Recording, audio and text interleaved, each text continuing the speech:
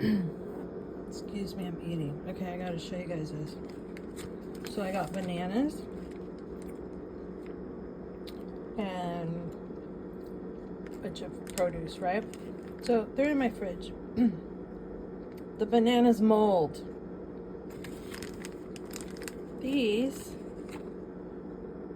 are frozen.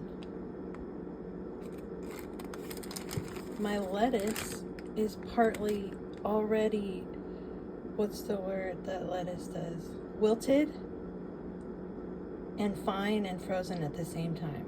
So it's like hot, okay, and freezing all at the same time. These have been in here for, excuse me, gosh, I don't know, days.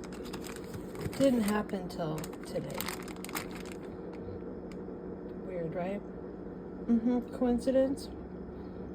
One thing sitting here molds, this one freezes, the other one does all three. Right. How is that even possible without interference? It's not natural or normal. None of it.